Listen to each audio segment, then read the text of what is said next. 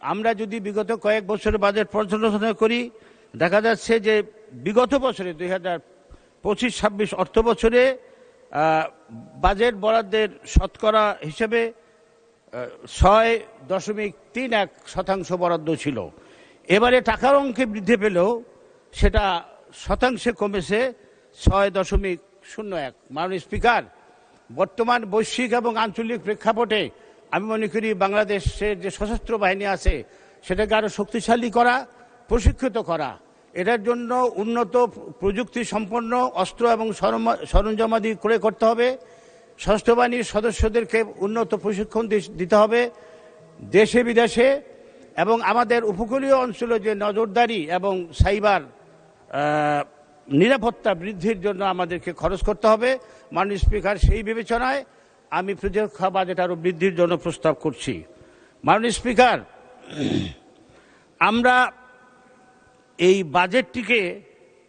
বাজেটের পরিসর বৃদ্ধি করার জন্য ক্ষুদ্র ও ফুটপাতের ব্যবসায়ীদের উপরে কর আরোপ করা হয়েছে এবং তাদের জন্য টিন সার্টিফিকেট বাধ্যতামূলক করা হয়েছে। মাননীয় স্পিকার, আমরা সকলেই জানি বড় বড় ঋণ খেলাপিদেরকে ছাড় দিয়ে এই ক্ষুদ্র ব্যবসায়ীদের উপরে যদি করের বোঝা চাপিয়ে দেওয়া হয় সেটা কতটুকু সুফল দিতে পারবে জাতি সেটা জানতে চায়।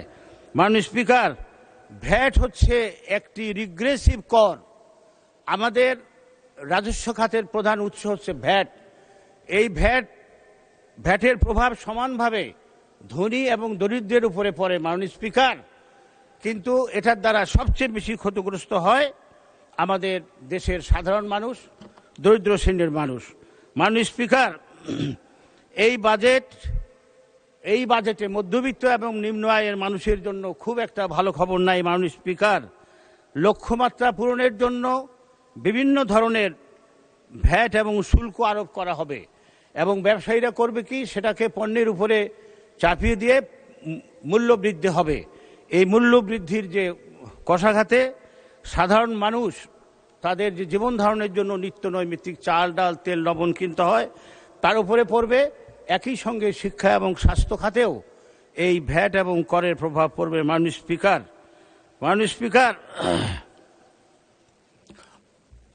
আমাকে 1 মিনিট সময় বাড়িয়ে দেবেন। আমি ঢাকা 16 আসনের থেকে নির্বাচিত হয়েছি। আমার সংসদের প্রথম বক্তব্যে আমি বলেছিলাম বৃহত্তর মিরপুরের গোটা দেশের চিকিৎসা ব্যবস্থার মতো বৃহত্তর মিরপুরেও চিকিৎসা ব্যবস্থা বেসরকারি খাতের উপরে নির্ভরশীল। এই বৃহত্তর মিরপুরে একটি জেনারেল হাসপাতাল। মাননীয় সদস্য 2 মিনিটে শেষ করেন। 2 মিনিট। জি মাননীয় স্পিকার, আমাদের যে স্বাস্থ্য ব্যবস্থা সেটা এখনো প্রায় 80% নির্ভরশীল বেসরকারি খাতের উপরে, এবং বেসরকারি যে চিকিৎসা ব্যবস্থা, ক্লিনিক এবং হাসপাতালগুলো সেগুলো খুবই ব্যয়বহুল। মিরপুর একটি নিম্ন মধ্যবিত্ত মানুষের আবাসিক এলাকা। মাননীয় স্পিকার, বৃহত্তর মিরপুরে কোনো সরকারি হাসপাতাল নাই। আমি আমার বাজেট বক্তৃতার প্রথমেই বলেছিলাম, প্রথম দিনেই একটি হাসপাতাল প্রতিষ্ঠার দাবি জানিয়েছিলাম। সেই দাবিটাকে আমি আজকে আবার পুনরায় উত্থাপন করছি। মাননীয় স্পিকার, মিরপুর থেকে শত শত বাস এবং ট্রাক ঢাকা শহরের বিভিন্ন গন্তব্যে চলাচল করে, কিন্তু এই বাস ট্রাক দাঁড়ানোর জন্য কোনো বাস স্ট্যান্ড নাই।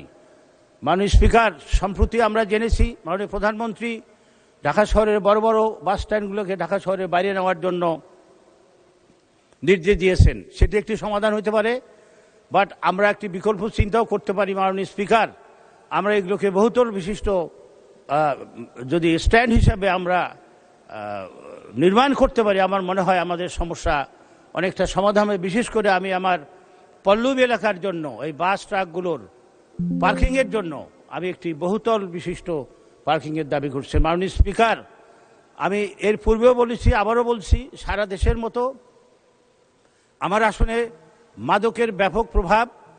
আমি সম্প্রতি মাননীয় স্বরাষ্ট্রমন্ত্রী মহোদয়ের সঙ্গে সাক্ষাৎ করে এটা আমার উদ্বেগের কথা জানিয়েছি।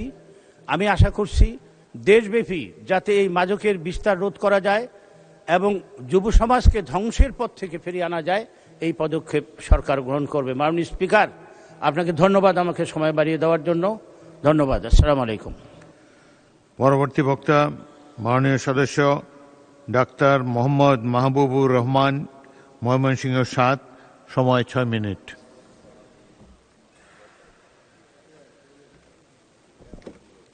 মাননীয় স্পিকার, আপনাকে ধন্যবাদ। আমি বাজেট বক্তৃতার শুরুতেই ধন্যবাদ জানাতে চাই আমাদের মাননীয় প্রধানমন্ত্রী এবং মাননীয় অর্থমন্ত্রীকে। সারা দেশের জন্য ডেফিনেটলি এটা একটা অসাধারণ বাজেট বলে আমার কাছে মনে হয়েছে। আমরা একসময় ছাত্র আন্দোলন করতাম, বাজেট হওয়ার পরের দিন আমাদেরকে শিক্ষা এবং স্বাস্থ্য এই দুটো নিয়ে আন্দোলন করতে হতো রাস্তায়।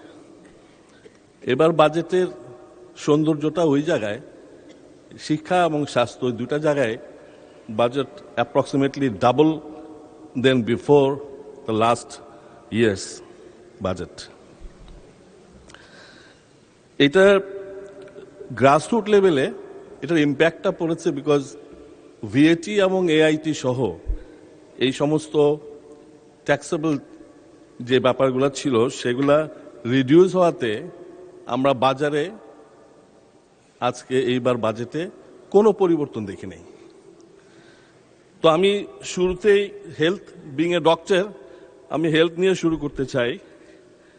হেলথের ইকুইপমেন্টস যেমন হার্টের স্ট্যান্ডগুলার দাম কমানো হয়েছে। হেলথের রিএজেন্টস যেমন কিডনি ডায়ালাইসিসের দাম কমে আসছে। এরকম অনেকগুলা হেলথ ইস্যু আমাদের এই বাজেটে জেনারেল পপুলেশনকে সাংঘাতিকভাবে নাড়া দিয়েছে। স্পেশালি মেডিকেল এডুকেশনে এআই সহ যে ডেভেলপমেন্ট চিন্তা করা হয়েছে, আমি মনে করি এটা একটা যুগান্তকারী সিদ্ধান্ত। এতে আমাদের ভবিষ্যৎ প্রজন্মের ডাক্তাররা আরো উন্নত মানের শিক্ষায় শিক্ষিত হবে মেডিকেল। আরেকটা ইউনিক হেলথে আরেকটা ইউনিক ডিসিশন আসছে, that is like network of ambulance. আমাদের কনসেপ্টে এইটা ছিল না। আমাদের অনারেবল প্রাইম মিনিস্টারের যে ভিশন, সেই ভিশনে উনি প্রিভেনশনকে কিওরের উপর জায়গা দিয়েছেন এবং উনি গ্রামের ওয়ার্ড লেভেল পর্যন্ত হেলথকে নিয়ে যাওয়ার জন্য একটা প্ল্যান করেছেন, যেটা ডেফিনেটলি সাধারণ মানুষের জন্য খুবই উপকারে আসবে। রেফারেল সিস্টেমটা চালু করার জন্য উনি চিন্তা করছেন। সর্বোপরি পাবলিক প্রাইভেট পার্টনারশিপ নিয়ে আমাদের অপোজিশনের একটা বক্তব্য শুনছিলাম। আসলে প্রাইভেট পাবলিক পার্টনারশিপ আমাদের কনসেপচুয়ালি বুঝতে হবে যে যদি আমরা দেশের মানুষের স্বার্থে করতে চাই, এটার থেকে আর ভালো কাজ হয় না, বিকজ তখন accountability both in the public and the private sector involve হয়ে যায়। আমি অনুরোধ করব ওনাদেরকে আবার রিথিঙ্ক করার জন্য ব্যাপারটা। সর্বোপরি হেলথ কার্ড, অনারেবল প্রাইম মিনিস্টারের যে যুগান্তকারী কতগুলো সিদ্ধান্ত কার্ডগুলো নিয়ে, health card is going to be one of the most important card in future. Even আমি তো মনে করি ফ্যামিলি কার্ডের থেকেও বড় কাজে আসবে হেলথ কার্ড। যে হেলথ কার্ডের মধ্যে চিপস থাকবে, যে হেলথ কার্ড দিয়ে যেখানে যাবে সেখানেই that doctor will have all the information about that patient. তো সুতরাং আমি মনে করি এইটা ডেফিনেটলি কন্ট্রিবিউট করবে a lot. Next we can come in education. এডুকেশনে একই রকম, অলমোস্ট প্রায় double of the budget then before. এবং যে চিন্তা থেকে আগাচ্ছে এডুকেশন, তাতে আমার মনে হচ্ছে উইথ দিস আমাদের যোগ্য এডুকেশন মিনিস্টারের নেতৃত্বে দ্য প্রাইমারি এডুকেশনে one tab one students policy যদি ইমপ্লিমেন্টেশনে যেতে পারি আমরা, সেক্ষেত্রে আমাদের বেসিক স্টুডেন্টরা কিন্তু পড়াশোনা করে উঠে আসতে হবে, আলটিমেটলি পড়াশোনা করে উঠে আসবে। বিকজ এখন আমরা জানি আমাদের গ্রামে আমরা যখন যাই দেখি প্রাইমারি স্কুলের মধ্যে আবার দেখি কাপড়ও শুকাচ্ছে টিচাররা, বাচ্চাও নিয়ে আসতেছে টিচাররা। তো সুতরাং এইটা দূর করার জন্য there should be some change, যেটা আলটিমেটলি হেল্প করবে। এছাড়া ফ্রি ওয়াইফাই, এটা তো একটা মানে অস্বাভাবিক পাওয়া আমাদের দেশের ছাত্রদের জন্য। Free wifi in the education sector, এইটা ডেফিনেটলি ছেলেদেরকে অনেক আগায় নিয়ে যাবে। ওদের একাডেমিক ম্যাটেরিয়ালসটা জোগাড় করার জন্য এটা অনেক হেল্পফুল হবে। এবং তারপরে একটা জায়গায় আমি একটু উল্লেখ করতে চাই, মাননীয় অর্থমন্ত্রী এখানে নাই, আমাদের সিনিয়র মিনিস্টার এলজিআরই মিনিস্টার সাহেব আছেন, ওনার মাধ্যমে আপনার মাধ্যমে ইউনিভার্সিটিতে private university taxation, university is running by the trustee board as a non profit organisation. So একটা নন প্রফিট অর্গানাইজেশন কিভাবে ট্যাক্সেবল হয় এটা আমাদের মাথায় আসে না। বিগত সরকার এটাকে ব্যবসায়িকভাবে নিয়ে এখান থেকে টাকা নিয়েছে, ইউনিভার্সিটির উপরে চাঁদাবাজি করেছে। আমি অনুরোধ করব আমাদের সরকারকে যে এই সরকার অবশ্যই শিক্ষার জন্য এত কিছু যেহেতু করছে, আই হোপ যে ওনারা এই ট্যাক্স জিনিসগুলা না রেখে ট্রাস্টি বোর্ডকে ট্যাক্সের আওতার থেকে বাইরে রাখবে ইউনিভার্সিটিকে। এরপরে যদি সোশ্যাল নেটে আসি, আমরা সামাজিক যে নেট, এইখানে তো একটা হিউজ ব্যাপার ফ্যামিলি কার্ড, এইটার কোনো তুলনাই হয় না। আমাদের অপোজিশনরা প্রথম দিকে হয়তো ফ্যামিলি কার্ড নিয়ে যাই বলেছেন, আমার মনে হয় ওনারা বুঝতে পেরেছেন যে আসলে ফ্যামিলি কার্ড নিয়ে নাড়াচাড়া করলে যেভাবে ওনারা জিতে আসছেন কয়েকটা জায়গায়, সেখানেও অসুবিধা।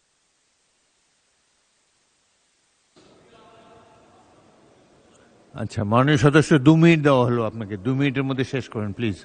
মাননীয় স্পিকার, আপনাকে ধন্যবাদ। এগ্রোতে তো আর বলার কিছু নাই। এগ্রোতে একটা জিনিস বলি, আমার এলাকা ত্রিশাল, এইখানে মাছের জায়গা, এবং এইখানে উনি একটা সিদ্ধান্ত নিয়েছেন ফিশ ফিলেট, পাঙ্কাশের ফিশ ফিলেটের উপরে ট্যাক্স বসাইছেন, যেটা বিদেশ থেকে আমদানি করা হয়। এর ফলে আমাদের পাঙ্কাশের চাষিরা অনেক উপকৃত হবে, তারা দেশের মাছকেই আমাদের দেশে মার্কেট করতে পারবে, যার জন্য এবং ফিশ ফিড, পোলট্রি ফিডের উপর ট্যাক্স কমে আসছে।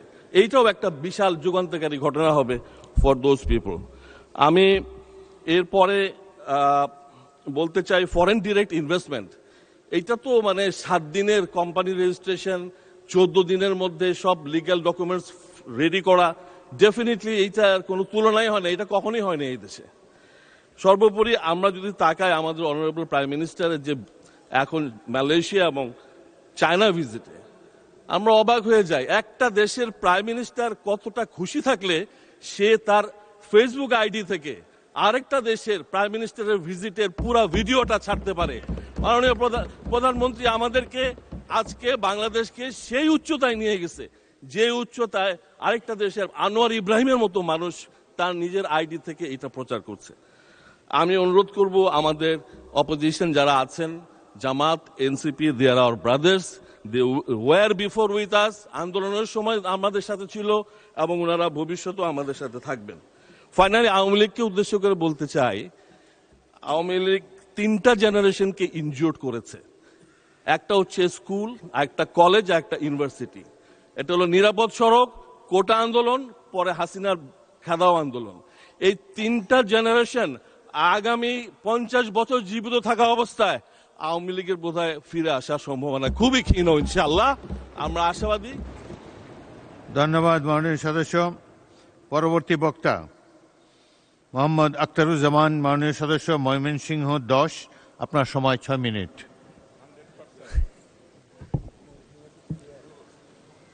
আসসালামু আলাইকুম। মাননীয় স্পিকার, আপনাকে ধন্যবাদ। মাননীয় স্পিকার, 2026-27 অর্থ বছরের মাননীয় প্রধানমন্ত্রীর নেতৃত্বে মাননীয় অর্থমন্ত্রী এই মহান সংসদে যে বাজেটটি উত্থাপন করেছেন, যে গণমুখী বাজেটটি উত্থাপন করেছেন, এদেশের মানুষের ভাগ্য পরিবর্তনে যে বাজেটটি উত্থাপন করেছেন, সেজন্য আমি মাননীয় অর্থমন্ত্রী জনাব আমির খসরু মাহমুদ চৌধুরী সাহেবকে ধন্যবাদ জানাচ্ছি। মাননীয় স্পিকার, আমি 36 বছরের রাজনৈতিক কর্মী, আমি দেখেছি যে বাজেট পেশ করার আগে মানুষ উৎকণ্ঠায় বসে থাকতো কোন জিনিসের দাম বেড়ে যাবে। এই প্রথম আমার জীবনে দেখলাম, বাইরে এতদিন সংসদের বাইরে ছিলাম, বাইরে বসে থাকতাম, টিভির সামনে মানুষ বসে থাকতো যে কোন জিনিসের দাম বেড়ে যায়। বাজারে অনেক জিনিসের দাম বেড়ে যেত, এই প্রথম আমরা দেখলাম। এই পিছনে মাননীয় অর্থমন্ত্রীর পিছনে আমার সিট, বসে বসে দেখলাম যে একের পর এক পণ্যের শুল্ক এবং ভ্যাটের হার কমানো ঘোষণা করছেন মাননীয় অর্থমন্ত্রী। এই সংসদ যখন প্রতিটি সংসদ সদস্য টেবিল চাপড়িয়ে যখন অভিবাদন জানাচ্ছেন, আমি অবাক বিস্ময়ে লক্ষ্য করলাম আমাদের বিরোধী দলীয় বন্ধুদের একটু মন খারাপ মনে হয়, আমি লক্ষ্য করেছি। আমি জানি না কি কারণে ওনাদের মন খারাপ। আমি দেখেছি যে নিত্য প্রয়োজনীয় 60টি দ্রব্যের উপর দাম কমানো হয়েছে। বাজারে, আমি নিজে বাজার করি মাননীয় স্পিকার, আমি বাজারে গিয়েছি, বাজারে কোনো জিনিসের দাম বাড়ে নাই। আমার মনে হয় আপনার দীর্ঘ অভিজ্ঞতা, আপনি এই স্পিকারের আসনে বসেছেন, এর আগে ওই লাস্ট সংসদের শেষের সিট থেকে ওইখানে বসেছেন মাননীয় স্পিকার, আপনার অভিজ্ঞতা আমার চেয়ে অনেক বেশি। আমার জীবনে এমন দেখি নাই মাননীয় স্পিকার। একটা ওই মির্জা গালিবের একটা ইয়ে আছে, ইয়ারব ও না সমঝে হয় না সমঝেঙ্গে মেরে বাত দে আর দিল উনকো।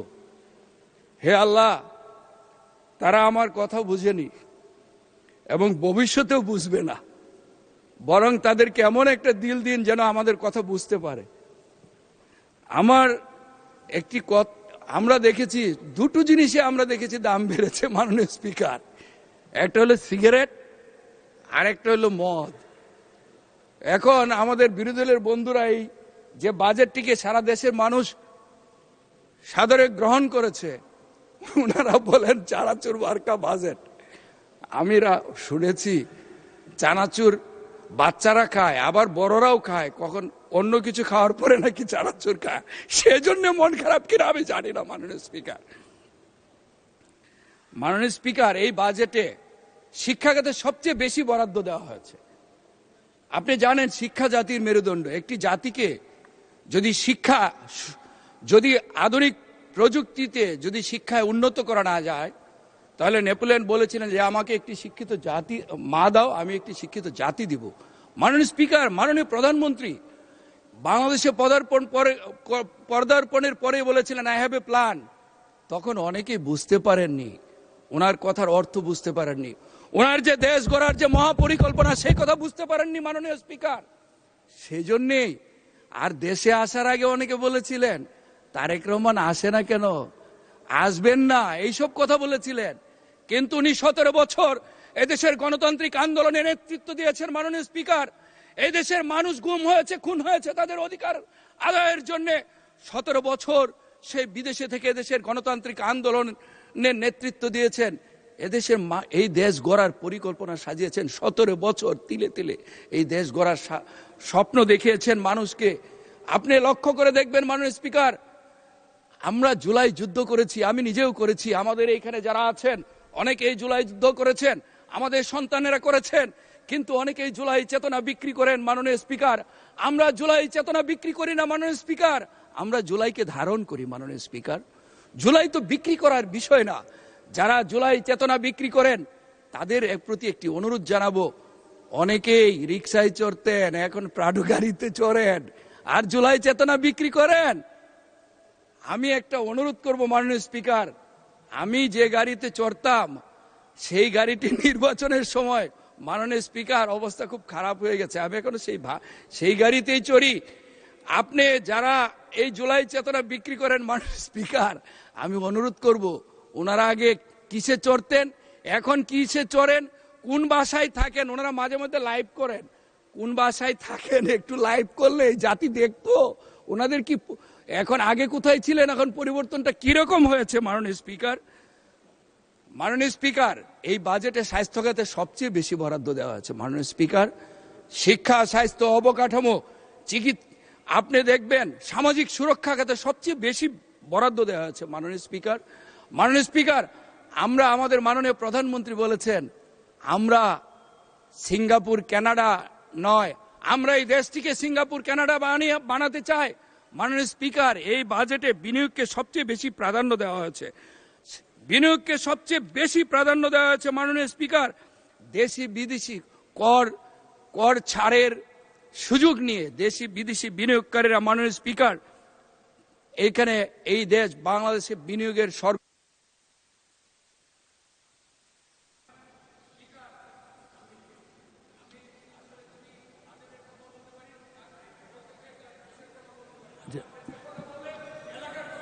আচ্ছা 2 মিনিটে শেষ করেন। মাননীয় স্পিকার, আমাকে একটু 5টা মিনিট সময় না না, আপনার হুইপ দিয়েছে 2 মিনিট। স্পিকার, মাননীয় চিফ হুইপের প্রতি অনুরোধ করব আমাকে 5টা মিনিট সময় বাড়িয়ে দেন মাননীয় স্পিকার। 2 মিনিট।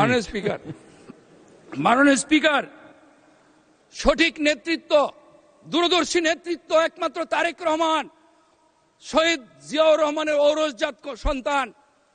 উনি মুক্তিযুদ্ধের পর আমরা যেরকম মুক্তিযুদ্ধ ধারণ করি, আমরা জুলাই ধারণ করি, মুক্তিযুদ্ধে মহান স্বাধীনতার ঘোষক শহীদ জিয়াউর রহমান যখন এদেশের দায়িত্ব নিয়েছিলেন, এই দেশটিকে অর্থনীতির মুক্তির জন্য উনি এই দেশটিকে দেশপ্রেমের যে উজ্জ্বল সততা আদর্শের উজ্জ্বল দৃষ্টান্ত স্থাপন করেছিলেন।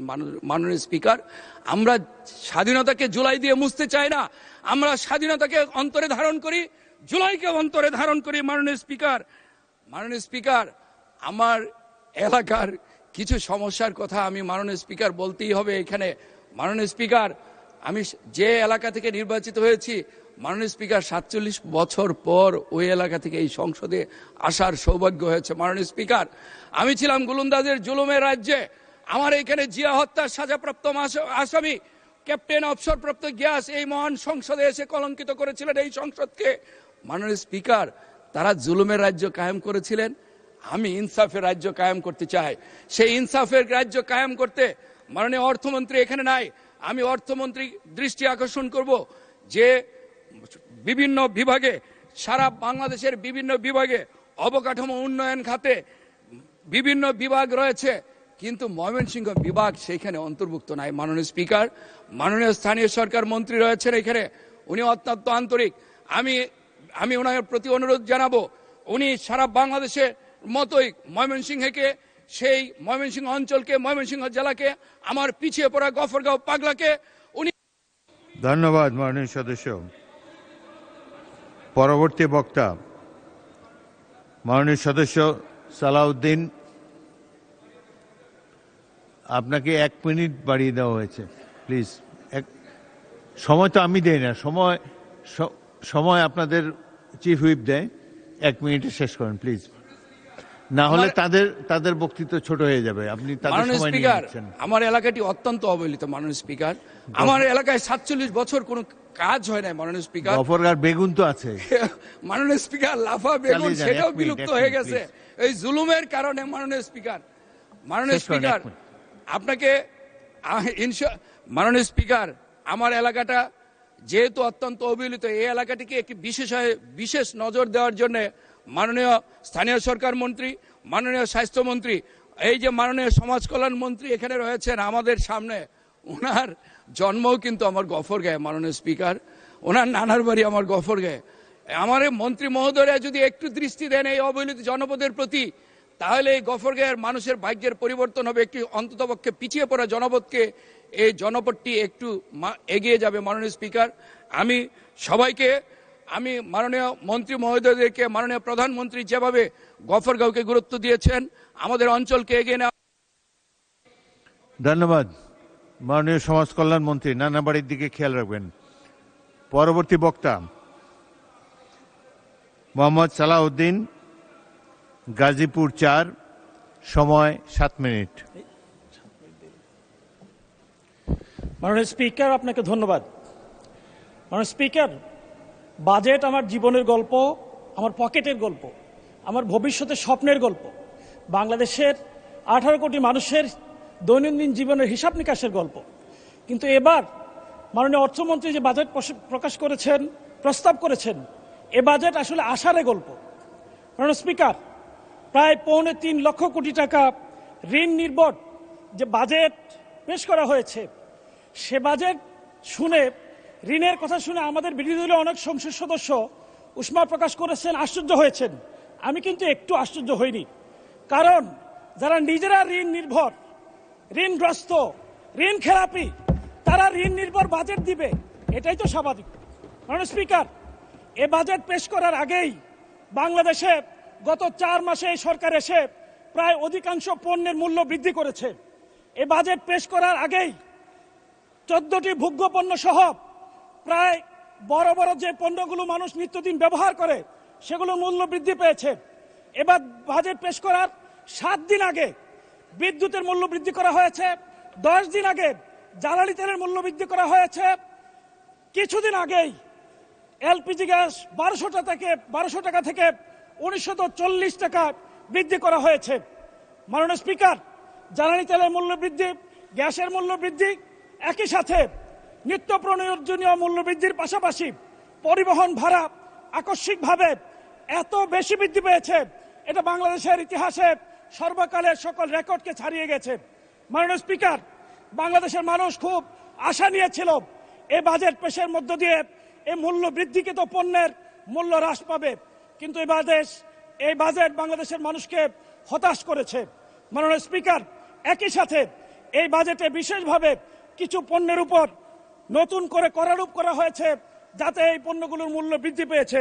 এমএস রড ও এর কাঁচামালের উৎপাদনে কর এবং ভ্যাট হিসেবে 10% নতুন কর বৃদ্ধি করা হয়েছে, যাতে রডের মূল্য বৃদ্ধি পেয়েছে, ইস্পাত এবং টিনজাত পণ্যের মূল্য বৃদ্ধি পেয়েছে।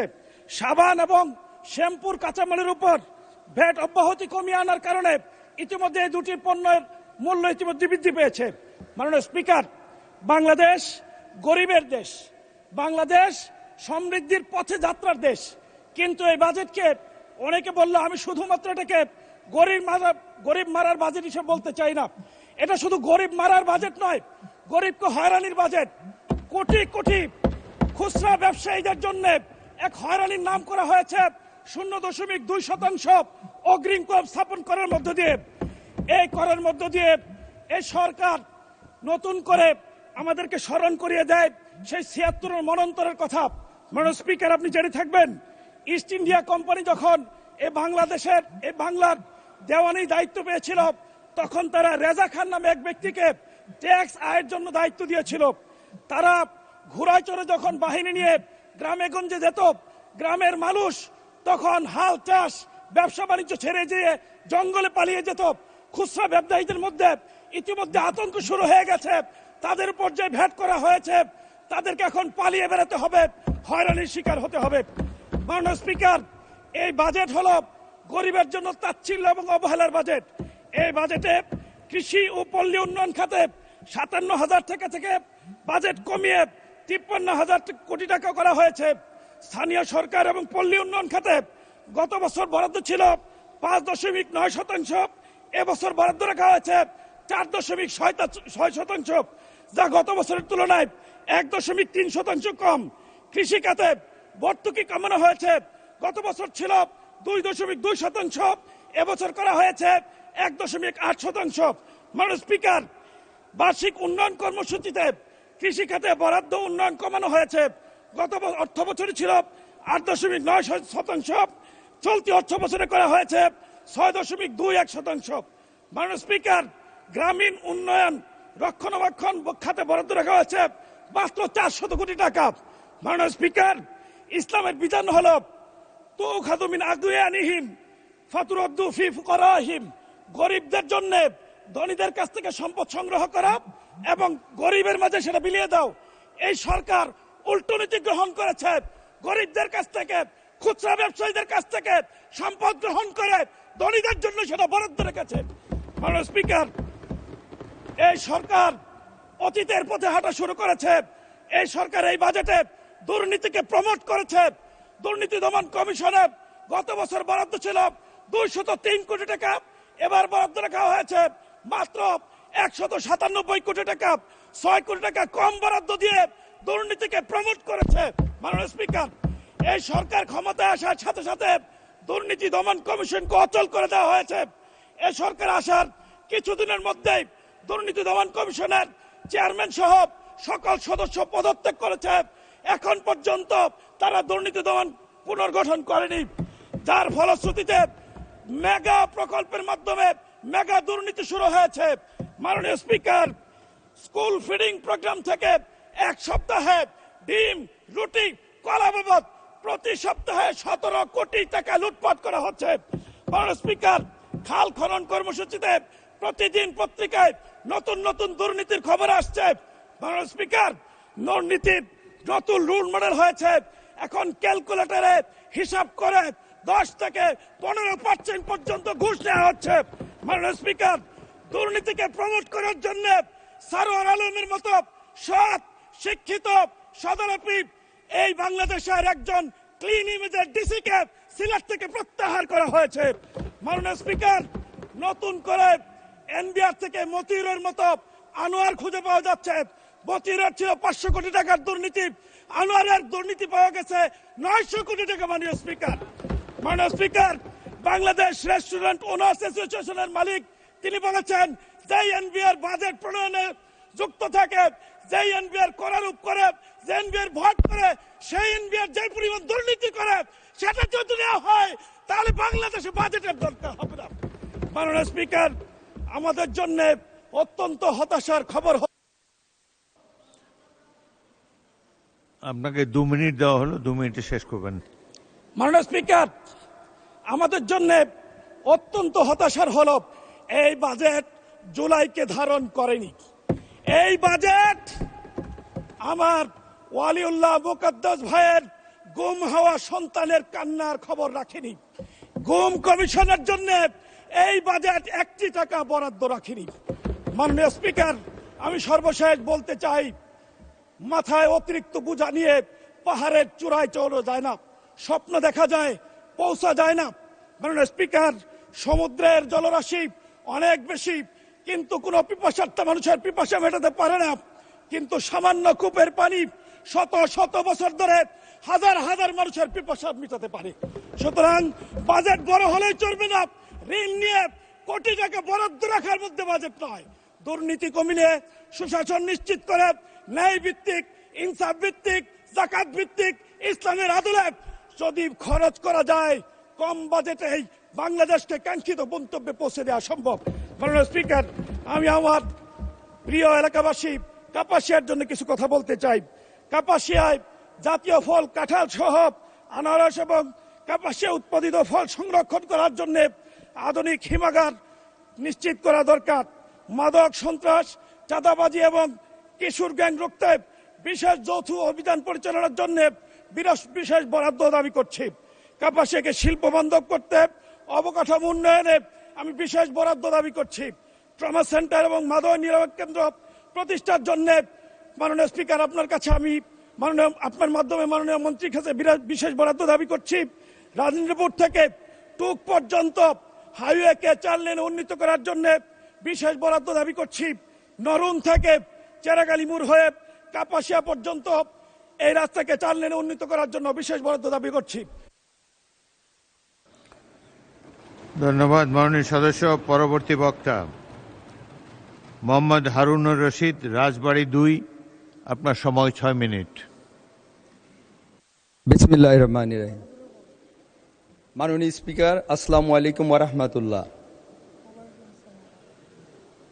দেশের ইতিহাসের অন্যতম গুরুত্বপূর্ণ, সময় উপযোগী এবং বাস্তবসম্মত 2026-27 অর্থ বছর প্রস্তাবিত বাজেটের উপর সাধারণ আলোচনায় অংশগ্রহণের সুযোগ দেওয়ার জন্য আপনাকে ধন্যবাদ জানাচ্ছি মাননীয় স্পিকার। প্রথমেই স্মরণ করছি বহুদলীয় গণতন্ত্রের প্রবক্তা, মহান স্বাধীনতার ঘোষক শহীদ রাষ্ট্রপতি জিয়াউর রহমানের উপর শ্রদ্ধা ভরে স্মরণ করছি গণতন্ত্র, স্বাধীনতা, সার্বভৌমত্বের মূর্ত প্রতীক সাবেক 3 বারের প্রধানমন্ত্রী, আপসীন নেত্রী মমতাময়ী মা মরহুমা বেগম খালেদা জিয়ার উপর। আন্তরিকভাবে ধন্যবাদ জানাচ্ছি 18 কোটি মানুষের প্রাণের স্পন্দন, বাংলাদেশের সবচেয়ে জনপ্রিয় জনব্যক্তিত্ব, আকাশচুম্বী জনপ্রিয়তা, বাংলাদেশ জাতীয়তাবাদী দল বিএনপির চেয়ারপারসন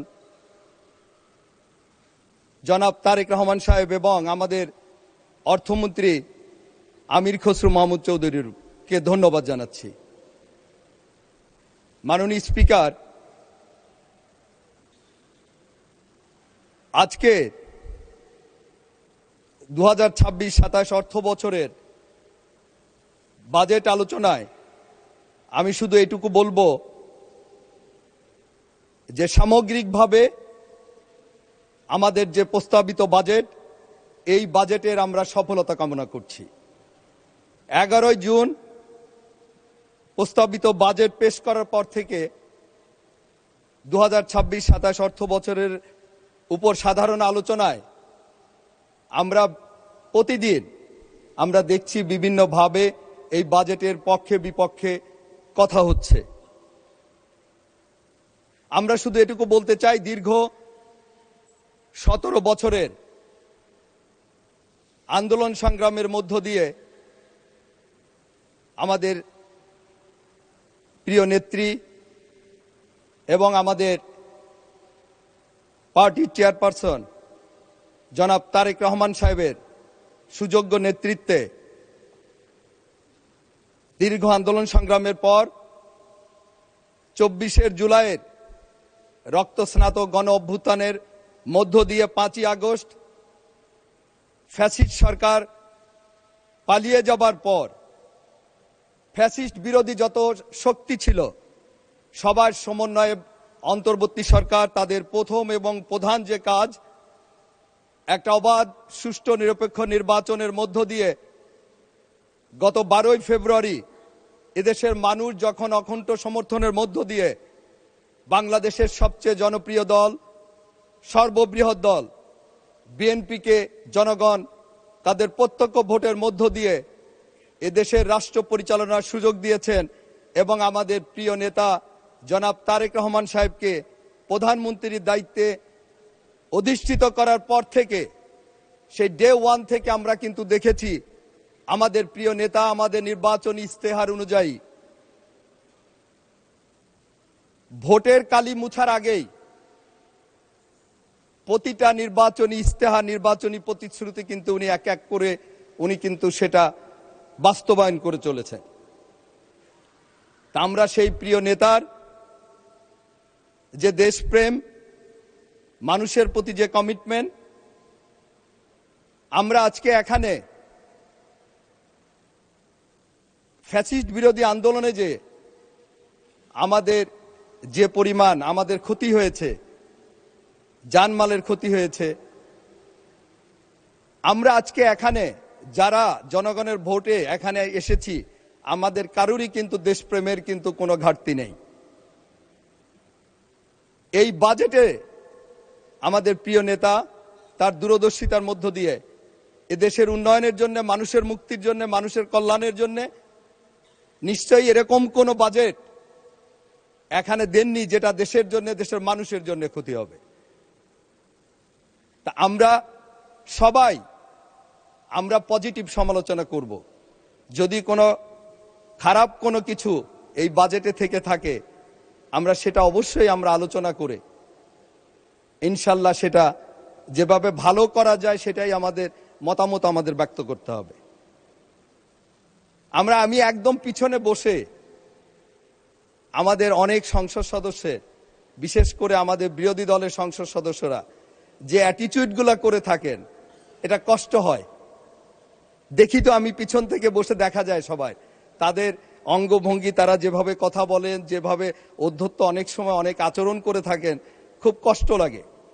আমাদের সবাইকে কিন্তু মানতে হবে যে আমাদের প্রত্যেকের একটা নিজস্ব আইডিওলজি আছে, রাজনৈতিক মতাদর্শে আমরা বিশ্বাস করি। আমরা একটা বৃহৎ দল, যে দলের আমাদের ইমোশন কিন্তু জিয়া পরিবার। আমরা এমন কিছু করব না, আমাদের ইমোশনের উপর আঘাত করব না যেটাতে আমরা কষ্ট পাই। ঠিক একইভাবে আমরা আমাদের অন্যান্য যারা আছেন তাদেরও একটা নিজস্ব আইডিওলজি আছেন, তাদেরও একটা মাননীয় সদস্য 2 মিনিটে বক্তব্য শেষ করেন। 2 মিনিট। মাননীয় স্পিকার, আমি আমার নির্বাচনী এলাকার রাজবাড়ী 2 নির্বাচনী এলাকা 210 রাজবাড়ী 2 পাংশা বালিয়াকান্দি কালুখালী এই অঞ্চলের জাতীয়তাবাদী শক্তি বিপুল ভোটে ধানের শীষকে বিজয়ী করেছেন। আমি যতটুকু জানি যে বাংলাদেশ জাতীয়তাবাদী দল বিএনপি থেকে সর্বোচ্চ ভোটে 2,37,254 ভোটে এবং বাংলাদেশের হাইয়েস্ট সেকেন্ড আমি যতটুকু জানি যে 1,69,955 ভোটের ব্যবধানে ধানের শীষকে বিজয়ী করেছেন। তো স্বভাবত আমার এই নির্বাচনী এলাকার মানুষের প্রত্যাশাও কিন্তু অনেক বেশি এবং সে অনুযায়ী আমরা জানি যে ইতিমধ্যে আমাদের প্রিয় নেতা জনাব তারেক রহমান সাহেব সিগনেচার প্রজেক্ট হিসাবে পদ্মা ব্যারেজ বহুদিনের স্বপ্ন, একটা আমাদের শহীদ রাষ্ট্রপতি জিয়াউর রহমান যে প্রকল্পের স্বপ্নদ্রষ্টা ছিলেন, আমাদের প্রিয় নেতা, আমাদের প্রিয় নেত্রী বেগম খালেদা জিয়ার অবদান, এবং সর্বশেষ জনাব তারেক রহমান সাহেবের দূরদর্শিতায় ইতিমধ্যে আমরা জানি যে একনেকে আমাদের সেই পদ্মা ব্যারেজ পাশ হয়েছে, এবং যেটার সুফল আমাদের 4টা বিভাগের 19টা জেলার 120টা উপজেলা সরাসরি এর সুফল ভোগ করবে। আমি সেই সাথে আমাদের দক্ষিণ পশ্চিমাঞ্চল এবং উত্তর পশ্চিমাঞ্চলে আমরা পদ্মা সেতু রাজবাড়ির মানিকগঞ্জের পাটুরিয়া, রাজবাড়ির দৌলতদিয়া এবং পাবনার কাজিরহাট একটা ওয়াই প্যাটার্নের পদ্মা সেতুর দীর্ঘদিনের প্রত্যাশা আমাদের মানুষের। আমরা দেখেছি যে বিগত 25শে মার্চ একটা বাস দুর্ঘটনায় 27 জনের প্রাণহানি হয়েছিল। মাঝে মাঝে এরকম দুর্ঘটনা। ধন্যবাদ মাননীয় সদস্য। পরবর্তী বক্তা জনাব ফখরুদ্দিন আহমদ, ময়মনসিংহ 11। আপনার সময় 6 মিনিট।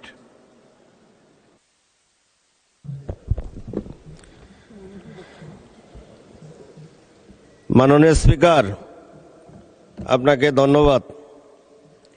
2026-27 অর্থবর্ষের গণতান্ত্রিক মানবিক অন্তর্ভুক্তিমূলক বাজেটের উপর আলোচনার সুযোগ দেওয়ার জন্য আমি আন্তরিকভাবে কৃতজ্ঞ। মাননীয় স্পিকার, আজকে এই দীর্ঘ 17 বৎসর ফ্যাসিস্ট বিরোধী আন্দোলন সংগ্রামে আমাদের অসংখ্য সাথী গুম হয়েছেন, নিহত হয়েছেন।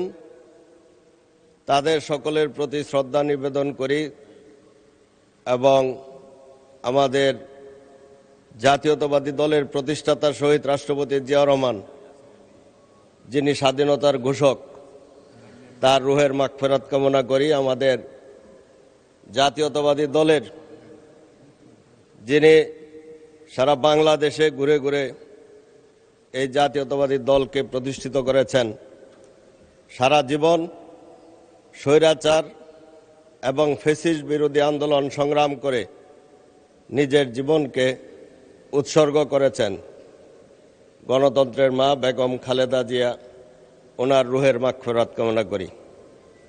যারা বিগত 24 জুলাইয়ে ফ্যাসিস্ট বিরোধী আন্দোলনে ছাত্র জনতা নিহত হয়েছেন, তাদের রুহের মাগফিরাত কামনা করি। আবার যারা আহত হয়েছেন তাদের সুস্থতা কামনা করি।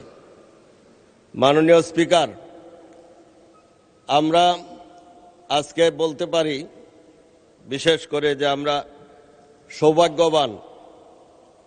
দীর্ঘ ফ্যাসিস্ট বিরোধী আন্দোলনের পর আজকে যে সরকার গঠন করা হয়েছে, সেই সরকারের প্রধান, যিনি 71-এর রণাঙ্গনের বীর মুক্তিযোদ্ধা, স্বাধীনতার ঘোষক, বহুদলীয় গণতন্ত্রের প্রবক্তা শহীদ রাষ্ট্রপতি জিয়াউর রহমানের সন্তান। আজকে আমরা গর্ব করে বলতে পারি, এই মহান জাতীয় সংসদে মাননীয় স্পিকার যে রণাঙ্গনের একজন বীর মুক্তিযোদ্ধা, আপনি আজকে এই জাতীয় সংসদের স্পিকার। এই জাতীয় সংসদে আরো অসংখ্য বীর মুক্তিযোদ্ধা এবং স্বৈরাচারের সাথ বিরোধী আন্দোলনের নেতৃত্ব দানকারী, ফ্যাসিস্ট হাসিনা বিরোধী আন্দোলনের নেতৃত্ব দানকারী নেতৃবৃন্দ আজকে এই জাতীয় সংসদের সদস্য হয়ে এসেছেন। সুতরাং এই জাতীয় সংসদ অন্য যে কোনো জাতীয় সংসদের চাইতে অধিক সম্মানের এবং অধিক গুরুত্বের। তাই আমি বলতে চাই, এই জাতীয় সংসদে আমাদের যে বাজেট, আমাদের প্রধানমন্ত্রী এবং মাননীয় অর্থমন্ত্রী জাতির সম্মুখে প্রকাশ করেছেন, সেই বাজেট নিয়ে সারা বাংলাদেশের মানুষের মধ্যে একটি স্বস্তির নিঃশ্বাস আমরা দেখতে পেয়েছি। মাননীয় স্পিকার, আমি ব্যক্তিগত জীবনে একজন ছোটখাটো ব্যবসায়ী। আমার প্রতিষ্ঠানের সকল কর্মকর্তাগণ অতীতে বাজেট ঘোষণার পূর্বে 2-3 মাস আগে থেকে বলা শুরু করত যে আমাদের প্রয়োজনীয় দ্রব্য সামগ্রী, যেগুলি আমাদের বিভিন্ন কাজে ব্যবহৃত হয়, বিশেষ করে কনস্ট্রাকশনের মেটেরিয়ালস এবং অন্যান্য জিনিসপত্র, সেগুলির ইলেকট্রিক্যাল, স্যানিটারি, পাম্পিং, এই সকল আমাদের আগে থেকে বাজেট ঘোষণার আগে থেকে অ্যাডভান্স করে অগ্রিম টাকা মূল্য পরিশোধ করে কিনে রাখার প্রয়োজন হতো। কারণ বাজেট ঘোষণার পরে এই মালামালের মূল্য 10 থেকে 20% বৃদ্ধি পেত। এইবারই প্রথম বাজেট ঘোষণার আগে এরকম কোনো আতঙ্ক আমরা পাইনি, এবং বাজেট ঘোষণার পরে আমাদেরকে কোনো ধরনের অস্বস্তি বোধ করতে হয়নি।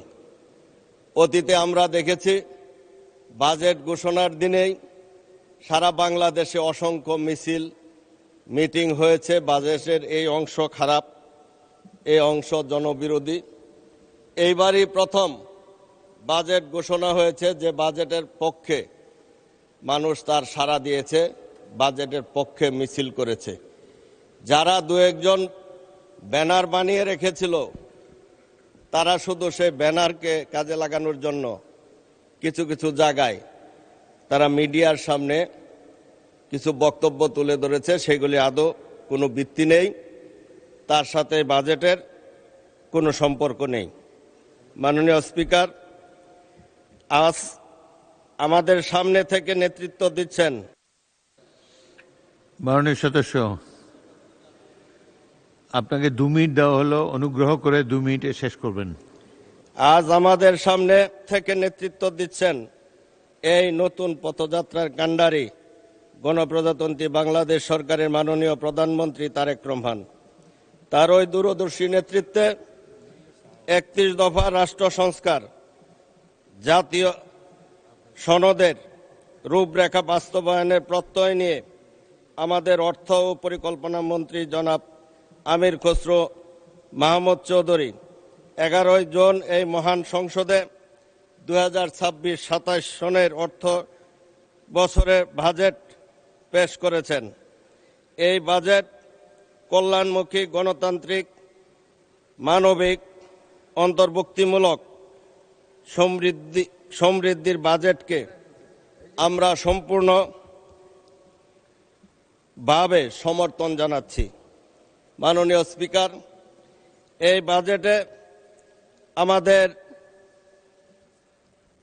অনেকগুলি ক্ষেত্রে মূল্য হ্রাস করা হয়েছে। পাশাপাশি নতুন উদ্যোক্তা সৃষ্টির পথকে আমাদেরকে বাজেট নির্দেশনা দিয়েছে। আমরা জানি বাংলাদেশে আমাদের বেকারত্বের সংখ্যা অনেক, সকলকে চাকরি দেওয়া সম্ভব নয়। তাই সে বেকার যুবকরা যাতে ব্যবসায়িকভাবে উদ্যোক্তা হিসাবে দাঁড়াতে পারে, তাদেরকে উৎসাহিত করার জন্য এই বাজেটে বেকারদের কর্মসংস্থানের উদ্যোক্তা হিসাবে প্রতিষ্ঠিত হওয়ার একটি সুযোগ সৃষ্টি করা হয়েছে। মাননীয় স্পিকার, আজকে আমার এলাকা ময়মনসিংহ 11 ভালুকা একটি শিল্প সমৃদ্ধ এলাকা। মাননীয় স্পিকার, আমাকে আর একটু সময় দিলে আমি এলাকা সম্পর্কে 2-1 কথা বলবো। মাননীয় সদস্য, ঘড়ির দিকে তাকিয়ে বক্তব্য রাখবেন। 1 মিনিটে শেষ করুন। মাননীয় স্পিকার, সেই শিল্প সমৃদ্ধ এলাকায় অতীতে অনেকগুলি শিল্প প্রতিষ্ঠান আমরা দেখেছি বন্ধ হওয়ার উপক্রম হয়েছে। বেশ কিছু শিল্প প্রতিষ্ঠান বন্ধ হয়েছে। এই বিগত 4 মাসে রুগ্ন শিল্প প্রতিষ্ঠানগুলির সাথে আমরা আলাপ আলোচনা করে সেই রুগ্ন শিল্প প্রতিষ্ঠানগুলি আবার চালু করার একটি সুবন্দোবস্ত করেছি। আমরা আশা করি আমাদের সরকার যদি এই শিল্প প্রতিষ্ঠানগুলিকে অর্থনৈতিকভাবে বাংলাদেশ ব্যাংক থেকে তাদেরকে সাহায্য সহযোগিতা করেন, তাহলে সবগুলি শিল্প প্রতিষ্ঠান আমাদের ভালো মতো চলতে পারবে এবং বিপুল সংখ্যক জনগোষ্ঠীর কর্মসংস্থানের সুযোগ সৃষ্টি হবে। আমি আমাদের মাননীয় অর্থমন্ত্রী এবং আমাদের প্রধানমন্ত্রী কাছে ধন্যবাদ মাননীয় সদস্য। মাননীয় চিফ হুইপ, বক্তাদের তালিকা আপনি পাঠাবেন, অন্যান্য হুইপদের সাথে কোঅর্ডিনেট করে আপনি একটি তালিকা পাঠাবেন। অনেকগুলো তালিকা আসলে উই গেট কনফিউজড। এনিওয়ে,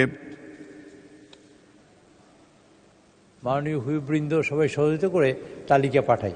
এরপরে আপনি একটা তালিকা পাঠান, কোঅর্ডিনেট করে একটা তালিকা পাঠান। তালিকা মানে মাননীয় সদস্যবৃন্দ তারা হয়তো আপনাকে সিকিউরিটি পাঠাতে পারে। আপনি যদি অনুগ্রহ করে সেই সব সিকিউরিটি আমাদের কাছে পাঠান, তাহলে আমরা দেখি আবার একটা ব্যবস্থা নিতে পারি, সহজ হয়। ধন্যবাদ মাননীয় স্পিকার।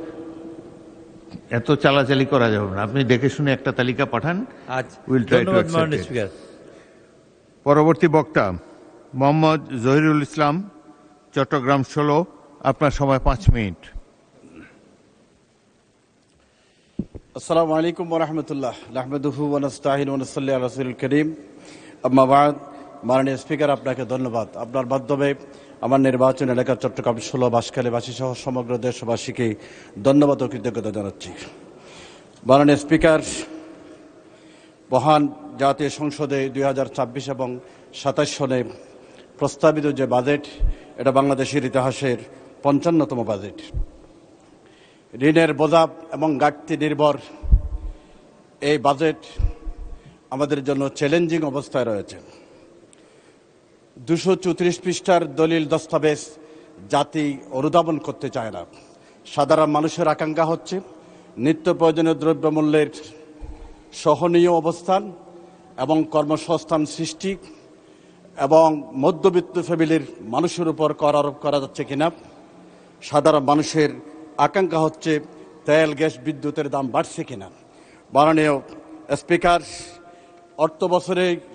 আগামী অর্থ বছরে যদি অর্থনৈতিক সমৃদ্ধি এবং রাজস্ব ইনকাম যদি কাঙ্ক্ষিত না হয়, এই বিশাল বাজেট জাতির কাঁধের উপর বোঝা হয়ে দাঁড়াবে। মাননীয় স্পিকার, আমার বাংলাদেশের অর্থনীতির ইতিহাস হচ্ছে রাজস্ব আহরণের সক্ষমতা সীমিত। আমার প্রস্তাবনা হচ্ছে পৃথিবীর সর্বনিম্ন আমাদের রাজস্ব কালেকশন হয় 6.8%। আমার পরামর্শ হচ্ছে এনবিআরকে কাঠামো পরিবর্তন করা দরকার, দুর্নীতিমুক্ত করা দরকার, কর ফাঁকি এবং কর অব্যাহতি দেওয়ার যে সংস্কৃতি আছে এটা থেকে দূরে থাকা দরকার, এবং দুর্বল নিরীক্ষা ব্যবস্থা থেকে সরে আসা দরকার।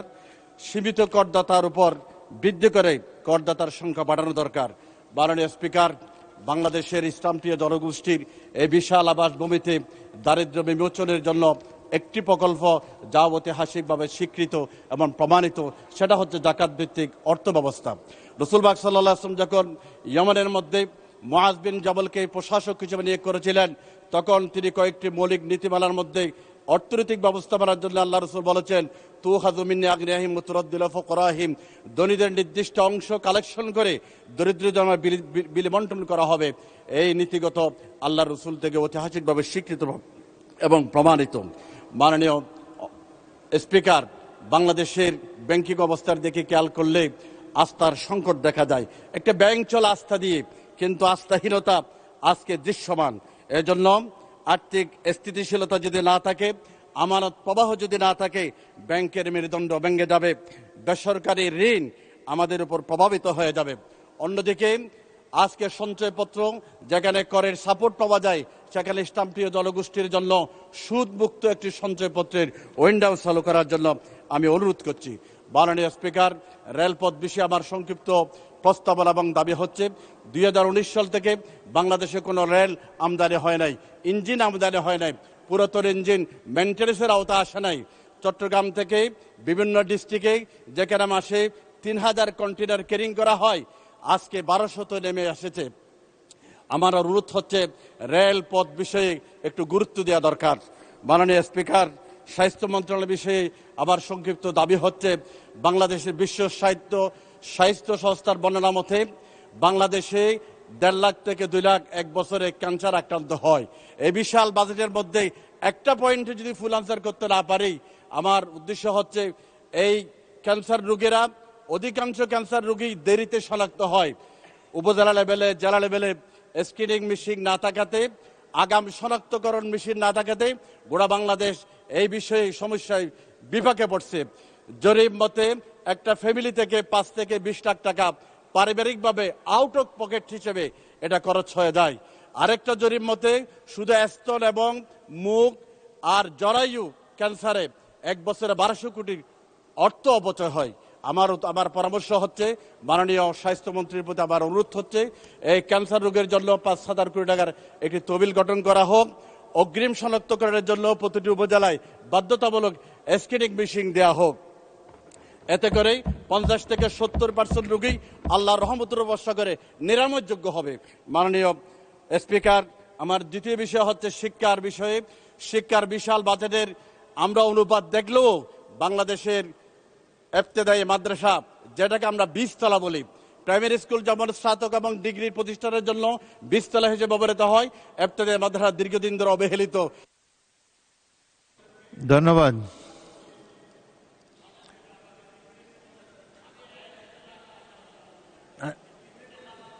না, আপনার হুইপ 2 মিনিট দিয়েছে, আপনি 2 মিনিটে বক্তব্য শেষ করুন। মাননীয় স্পিকার, আপনাকে ধন্যবাদ। ইবতেদায়ী মাদ্রাসা সহ দেশের কওমি মাদ্রাসার উন্নয়ন এবং বিশেষ করে প্রতিটি জেলায় একটি মাদ্রাসা সরকারি করার জন্য অনুরোধ করছি। মাননীয় স্পিকার, স্থানীয় সরকার বিষয়ে আমার দাবি হচ্ছে, আমার প্রস্তাবনা হচ্ছে, স্থানীয় সরকারে গত অর্থ বছরের বরাদ্দ কম দেওয়া হয়েছে, অথচ গ্রামীণ শতকরা 60 জন মানুষ গ্রামে থাকে। গ্রামীণ অবস্থা, সারা যোগাযোগের অবস্থা ভালো নয়। আমার অনুরোধ, সাস্টেনেবল ডেভেলপমেন্টের জন্য, SDG LDG অর্জনের জন্য কার্পেটিং রোড কোনো দরকার নাই। উপকূলীয় এলাকায় বৃষ্টিমুখর সেই এলাকার মধ্যে ইউনি ব্লক এবং RCC ডালাইয়ের মাধ্যমে রাস্তাকরণ করা হলে 5টা বছরে রাস্তায় হাত দিতে হবে না। মাননীয় স্পিকার, আমার আরেকটা বিষয় হচ্ছে, খাদ্য মন্ত্রণালয় আমার এলাকায় খাদ্যের গুদাম একটা রয়েছে, তা বাঁশখালীর একটি প্রান্তে, আনোয়ারের সীমান্তে, আর একটা বাঁশখালীর মাঝখানে খাদ্য মন্ত্রণালয়ের একটি গুদাম স্থাপন করার জন্য অনুরোধ করছি। মাননীয় স্পিকার, কৃষি মন্ত্রণালয়ে আমার নির্বাচন এলাকা বাঁশখালীতে চট্টগ্রাম জেলার 30% খাদ্যের, আমার কৃষির, আমার সবজির চাহিদা মেটায়। সেখানে হিমাগার না থাকাতে, কোলেস্ট্রল না থাকাতে আমার কৃষকেরা বিপাকে পড়ছে। মাননীয় স্পিকার, মৎস্যজীবীদের বেলা একটি কথা হচ্ছে, আমার নির্বাচন এলাকায় 14,000 নিবন্ধিত জেলা আছে, অথচ সেখানে BGF পূর্বাসরে BGF পায় মাত্র 2,000-এর 2300 মানুষ 2300 নিবন্ধিত জেলায় BGF পায়। এই দুর্বিষহ এই বন্টনের আমি নিন্দা জানাচ্ছি। আমি অনুরোধ করছি এই বাজেট যাতে বৃদ্ধি করা হয়। গভীর সমুদ্রে মৎস্য আহরণকারীরা সমুদ্র বিভাগে মারা গেলেই, ঘূর্ণিঝড়ে মারা গেলেই সেই পরিবার আর খোঁজখবর দেওয়া হয় না। আমার প্রস্তাবনা হচ্ছে, সেই মৎস্য আহরণকারী সমুদ্রে যারা মারা যায় তাদের পুনর্বাসনের জন্য 5 লক্ষ টাকার আমি দাবি জানাচ্ছি, তাদের বরাদ্দ জানাচ্ছি। মাননীয় স্পিকার, আমাদের শিল্প হাতের বরাদ্দ অত্যন্ত সীমিত। বাংলাদেশের শিল্প হাতের এই বরাদ্দ দিয়ে বাংলাদেশের উন্নয়ন সম্ভব নয়। শিল্প হাতে বরাদ্দ বৃদ্ধির দাবি জানাচ্ছি। মাননীয় স্পিকার, আপনাকে ধন্যবাদ জানিয়ে পরবর্তী বক্তা মোহাম্মদ জয়নাল আবেদিন, ফেনী 2, আপনার সময় 6 মিনিট। মাননীয় স্পিকার, আপনাকে অসংখ্য ধন্যবাদ জানিয়ে আমি সালাম জানিয়ে আমি আমার বক্তব্য শুরু করছি। জাতীয় সংসদের প্রথম বাজেট অধিবেশনে 2026-27 অর্থ বছরের বাজেটের আলোচনায় আমাকে বক্তব্য রাখার সুযোগ দেওয়ার জন্য আপনার কাছে আমি কৃতজ্ঞতা ঘোষণা করছি। মাননীয় স্পিকার, প্রস্তাবিত বাজেট আলোচনায় সর্বপ্রথম আমি শ্রদ্ধার সঙ্গে স্মরণ করছি মহান মুক্তিযুদ্ধের ও স্বাধীনতার ঘোষক, বহুদলীয় গণতন্ত্রের পুনঃপ্রবর্তক, বাংলার জাতীয়তাবাদী প্রবর্তক, স্বাধীনতা পরবর্তী দেশের অর্থনৈতিক সংস্কারক শহীদ প্রেসিডেন্ট জিয়া রহমান সাহেবকে। ওই সাথে আরও স্মরণ করছি স্বৈরাচার এরশাদ বিরোধী আন্দোলনে আপসীর নেত্রী, নারী শিক্ষার অগ্রদূত, 3বারের সবল সাবেক প্রধানমন্ত্রী, 18 কোটি মানুষের প্রিয় নেত্রী বেগম খালেদা জিয়াকে। মাননীয় স্পিকার, স্বাধীনতা ও মুক্তিযুদ্ধের ইতিহাসে সকল অবিসংবাদিত নেতার অবদানকেও আমি শ্রদ্ধার সাথে স্মরণ করছি। আমি শ্রদ্ধার সাথে স্মরণ করছি দীর্ঘ 17 বছর প্রিয় মাতৃভূমির উপর জগদ্দল পাথরের ন্যায় চেপে থাকা ফ্যাসিস্ট হাসিনা বিরোধী আন্দোলনে আহত নিহত মুক্তিযুদ্ধ সহযুদ্ধ সহ 1990-এর গণ আন্দোলন, 2024 সালে জুলাই আন্দোলনে স্বৈরাচার পেশিবাদী দ্বারা নিহত হাজার শহীদ ও আহত হাজার হাজার ভাই বোনকে। মাননীয় স্পিকার, আমি কৃতজ্ঞতা জানাই বাংলা জাতীয়তাবাদী দল বিএনপি চেয়ারম্যান, জাতীয় সংসদ নেতা ও মাননীয় প্রধানমন্ত্রী ক্যারিজমেটিক নেতা দেশনায়ক তারেক রহমান সাহেবকে আমার প্রাণপ্রিয় সংগঠন বিএনপি থেকে বীর মুক্তিযোদ্ধা হিসেবে আমাকে 4বার মনোনয়ন দেওয়ার জন্য উনি আমাকে দিয়েছেন। আমি আরও ধন্যবাদ কৃতজ্ঞতা জানাই আমার নির্বাচনী এলাকা ফেনী সদর উপজেলার সংগ্রামী জনগণকে, যারা আমাকে বিপুল ভোটে বারবার নির্বাচিত করেছেন। মাননীয় স্পিকার, প্রস্তাবিত বাজেটে সার্বিক কল্যাণ ও নির্বাচনী প্রতিশ্রুতি পূরণে এক অনন্য দলিল, যেমন প্রস্তাবিত বাজেটে নির্বাচনী ইশতেহারের পদ্ধতি প্রতিশ্রুতি সমূহ বাস্তবায়নের চিত্র অঙ্কিত হয়েছে এবং 2034 সালের মধ্যে $1 ট্রিলিয়ন অর্থনীতির উন্নতিকরণের লক্ষ্যে প্রবৃদ্ধি অর্জনের জন্য লক্ষ্য নিয়ে 2026-2027 অর্থ বছরে 9,38,000 কোটি টাকার বাজেট প্রস্তাব। এটি একটি বৃহৎ অর্থনৈতিক রূপরেখা বলে আমি মনে করি।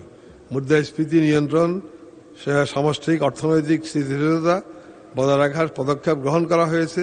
এক্ষেত্রে ব্যয় সংকোচন, ঘাটতি হ্রাস, সামাজিক সুরক্ষার সম্প্রসারণ, উৎপাদন সরবরাহ বৃদ্ধি, করমুক্ত সীমা বৃদ্ধি, বৈদেশিক মুদ্রার রিজার্ভ শক্তিশালীকরণ ইত্যাদি পদক্ষেপ সরকারের সাহসী প্রয়াস বলে আমি মনে করি। মাননীয় স্পিকার, কল্যাণকর অর্থনৈতিক ভিত্তি স্থাপনে ফ্যামিলি কার্ড, কৃষক কার্ড ইত্যাদির মাধ্যমে সামাজিক নিরাপত্তা খাতে সম্প্রসারণের উদ্যোগ গ্রহণ করা হয়েছে। এই খাতে 1,46,338 কোটি টাকার বরাদ্দের প্রস্তাব দেশনায়ক তারেক রহমানের জনবান্ধব নীতির প্রতিফলন বলে আমি মনে করি। প্রয়োজনীয় দক্ষতা অর্জনে সহায়তা প্রদানের মাধ্যমে উদ্যোক্তা তৈরি ও দেশ বিদেশে কর্মসংস্থানের সৃষ্টির উদ্যোগ গ্রহণ করা হয়েছে। এই খাতে 2,878 কোটি টাকা বরাদ্দের প্রস্তাব করা হয়েছে। এই খাতে আমি আরও বরাদ্দ বৃদ্ধির প্রস্তাব করছি। মাননীয় স্পিকার, বাজেটে খেতাবপ্রাপ্ত মুক্তিযুদ্ধদের ভাতা বৃদ্ধি করা হয়েছে, যা প্রশংসার দাবি রাখে। সেই সাথে আমি খেতাববিহীন মুক্তিযোদ্ধাদের ভাতা বৃদ্ধিরও দাবি জানাচ্ছি, কারণ বহু মুক্তিযোদ্ধা আজকে অচল হয়ে গেছে, খেতে পাচ্ছে না, হাঁটাহাঁটি করতে পারতেছে না, যে কোনো মুহূর্তে মৃত্যুবরণ করবেন। এই জন্য ওদের সাহায্যের প্রয়োজন। প্রবাসী কল্যাণ, মাননীয় স্পিকার, প্রবাসীদের শ্রমে ঘমে অর্জিত রেমিটেন্স আমাদের জাতীয় অর্থনীতি বৈদেশিক লেনদেন গুরুত্বপূর্ণ লাইফ লাইন হিসেবে কাজ করছে। প্রস্তাবিত বাজেটে বৈদেশিক কর্মসংস্থান বৃদ্ধি, অভিবাসন প্রক্রিয়া স্বচ্ছতা এবং প্রবাসী কর্মীদের সার্বিক সুরক্ষা নিশ্চিত করতে কিছু সময়োপযোগী পদক্ষেপ প্রবাসীদের জন্য বহুমাত্রিক সুবিধা সম্বলিত প্রবাসী কার্ড, স্মার্ট স্কিল ব্যাংক, বৈধ পথে রেমিটেন্স পাঠানো উৎসাহিত করতে 2.5% নগদ প্রণোদনা অব্যাহত রাখা হয়েছে। প্রবাসী কল্যাণে 880 কোটি টাকা বরাদ্দ প্রস্তাব রাখা হয়েছে। এখানে রেমিটেন্স যোদ্ধাদের অধিকতর কল্যাণে আমি বরাদ্দ বৃদ্ধির প্রস্তাব করছি এবং একই সাথে প্রবাসী দূতাবাসগুলোতে প্রবাসীদের সেবা প্রদানে ব্যর্থতা কিন্তু অসুবিধা করলে তৎক্ষণিক অসাধু কোনো কর্মকর্তা আমাদের করলে কর্মচারীকে শাস্তির বিধান চালু রাখার প্রস্তাব করছি। বৌদ্ধ সামাজিক অবকাঠামো খাতে স্ফীত উন্নয়নের লক্ষ্যে সঠিক নির্বাচনী দিক নির্দেশনা রয়েছে প্রস্তাবিত বাজেটে।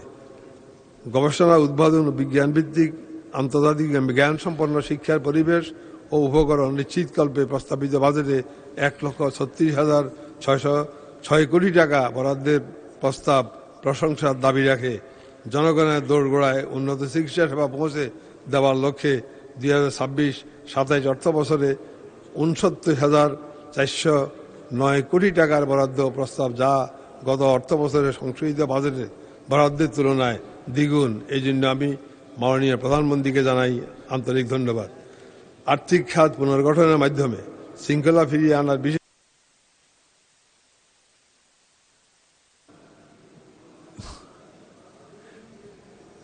মাননীয় সদস্য আরো 2 মিনিটে শেষ করেন। আমাকে মুক্তিযোদ্ধা হিসাবে আমাকে সামান্য একটু সুযোগ দেন। 2 মিনিট। আমি 2 মিনিট না, আমাকে অন্তত 5টা মিনিট সময় দেন। আপনার কাছে আমি প্রার্থনা করতেছি, প্লিজ। বাকিটা পঠিত বললে গণ্য হবে। খাদ্য নিরাপত্তা নিশ্চিত করতে কৃষিতে প্রয়োজনীয় সহায়তা লক্ষ্যে খাদ্যশস্য আমদানি এই 3টি খাতের সমন্বয়ে ৪৩,৩৩৫ কোটি টাকার বরাদ্দের প্রস্তাব করা হয়েছে, যা যথেষ্ট বলে আমি মনে করি। জলবায়ু পরিবর্তন অভিযোগে মোকাবিলায় টেকসই উন্নয়ন অর্জনের জন্য ৫১,৭৪৬ কোটি টাকা বরাদ্দের প্রস্তাব সময় উপযোগী বলে আমি মনে করি। বিনিয়োগ বাড়ানোর জন্য প্রস্তাবিত বাজেটে বিনিয়োগ, পরিবেশ উন্নয়ন, নিয়ন্ত্রণ, কার্যক্রম গ্রহণ, প্রতিবেদনগত দূরীকরণের বাস্তব ভিত্তিক পদক্ষেপ গ্রহণ করা হয়েছে। সৃজনশীল, চলচ্চিত্র, সঙ্গীত, শিল্প, স্পোর্টস, গ্রামীণ সংস্কৃতি, অর্থনৈতিক খাতে বিকাশের সহায়তা ৩০০ কোটি টাকা বরাদ্দ যথার্থ বলে আমি মনে করি। মাননীয় স্পিকার, আমি সর্বশেষ নির্বাচনী এলাকা ফেনী সদর উপজেলা সমস্যা সমাধান করবে মন্ত্রী মহোদয়গণের সদয় দৃষ্টি আকর্ষণ করছি। আমাদের মহান নেত্রী বেগম খালেদা জিয়া কথা দিয়েছিলেন ফেনীতে একটি মেডিকেল কলেজ, একটি বিশ্ববিদ্যালয়, একটি ইঞ্জিনিয়ারিং কলেজ করবেন এবং এবং একটা ইঞ্জিনিয়ারিং কলেজ করবেন, একটা মেডিকেল কলেজ করবেন এবং বিশ্ববিদ্যালয় করবেন হাইওয়েতে ফেনী লালপোল এলাকা এবং ঢাকা চট্টগ্রাম মহাসড়কের লালপোল এলাকায় একটি ফ্লাইওভার নির্মাণ করবেন, যেখানে মানুষ ভীষণভাবে ক্ষতিগ্রস্ত হয়েছে সারা বাংলাদেশে। ওনার আকস্মিক মৃত্যুর কারণে বর্তমান সরকারকেই দেশের স্বার্থে উক্ত প্রতিষ্ঠানগুলি নির্মাণ উন্নয়নমূলক কাজের দায়িত্ব নিতে হবে। খেটে খাওয়া মানুষের কর্মসংস্থানের জন্য ফেনী দোস্ত মোহাম্মদ টেক্সটাইল মিল সহ বিসিক শিল্প এলাকার বহু শিল্প প্রতিষ্ঠান কলকারখানায় এই গুন্ডামির কারণে গত সরকারের বন্ধ হয়ে গেছে। আজকে মানুষ বেকার এবং দিশেহারা। সুতরাং এগুলো অবিলম্বে চালুর ব্যবস্থা করে এই মানুষকে বাঁচাবার ব্যবস্থা করুন। ইতিমধ্যে একটা খবর হলো, মাননীয় প্রধানমন্ত্রী ফেনী মুহুরী নদী খনন সংস্কার বাঁধ নির্মাণের মাধ্যমে মানুষকে রক্ষা করার বিশাল অঙ্কের একটা অর্থ বরাদ্দ দিয়ে যে দৃষ্টান্ত স্থাপন করেছে, দেশের মানুষ চিরদিন শ্রদ্ধার সাথে